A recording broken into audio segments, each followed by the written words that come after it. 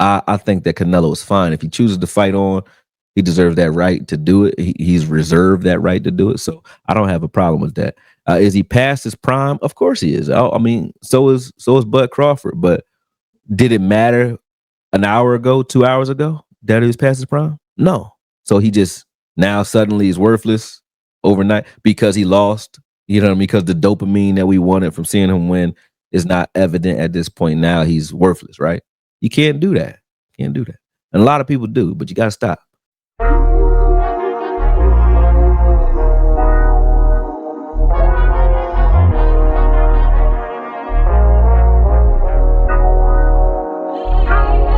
No need for Canelo to keep fighting, and he's ducking fights for what you had a great run.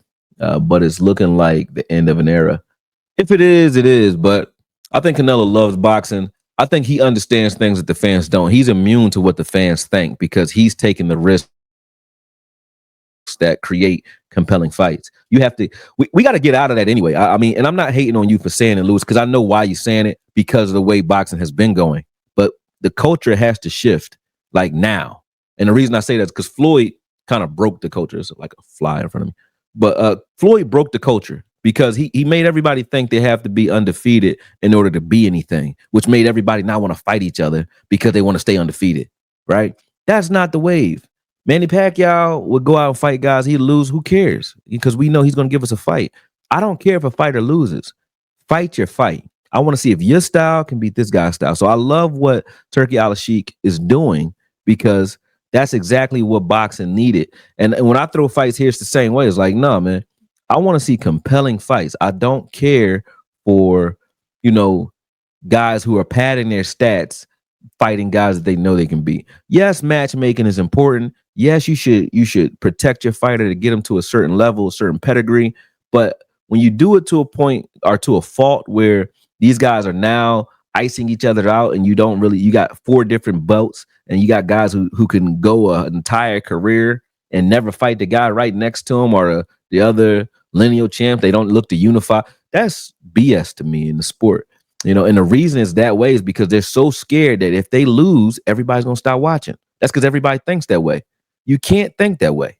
You can't think that way. Fighters fight. And if you watch fighters in the gym, you watch them spar, you would know. Like, they lose in sparring. Some of the greatest lose in sparring all the time. That's part of the game. You're gonna get rocked. But when you're so afraid to get rocked, not only are you not going to get the best fighter because he's going to come out gun shy because he's afraid that if I get caught by this lesser fighter, I'm done. I'm finished. But not only is he going to do that, you're not going to get the best of him, but he's not going to come out and fight the best people or best fighters because he knows that if he loses to certain guys, you guys will turn your back on him, right?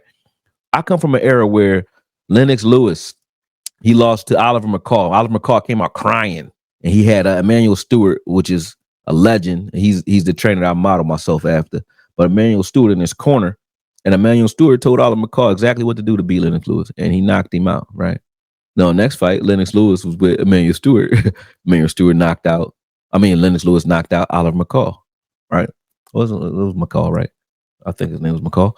But he knocked him out. The very next fight, he fought him again, knocked him out. Same thing with Rockman. Rockman knocked Lennox Lewis right out. People turning back on him? No, because that was what boxing was. And he came back and knocked him out. You know what I'm saying? That's what makes boxing exciting. You gotta go at it like that. And you gotta tilt your hat to anybody who's willing to do that. Y'all ain't never been, a lot of people haven't been punched in the face. That's why they think that when you lose a fight, you've lost some sort of grace. You haven't. Why do you think fighters become best friends after you saw Lennox and Rockman at this fight chilling with each other? But why do you think fighters become good friends after they fight each other? Because they are learning each other at a whole different level than the fans who are watching.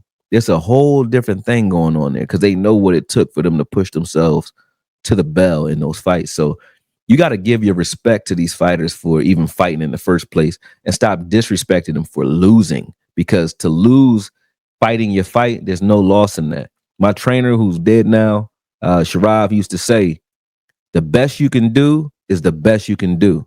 And the best you can do is always good enough. Meaning, if you go out and you fight and you did your best, you know you did your best and you lose, it's cool. Don't be mad at that.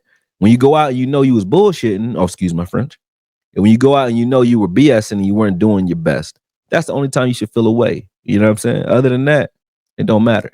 That's the way it worked, man. So I think that Canelo is fine. If he chooses to fight on, he deserves that right to do it. He's reserved that right to do it. So I don't have a problem with that.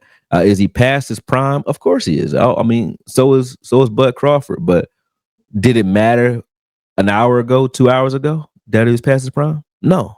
So he just now suddenly is worthless overnight because he lost. You know what I mean? Because the dopamine that we wanted from seeing him win is not evident at this point. Now he's worthless, right? You can't do that. You can't do that. And a lot of people do, but you got to stop.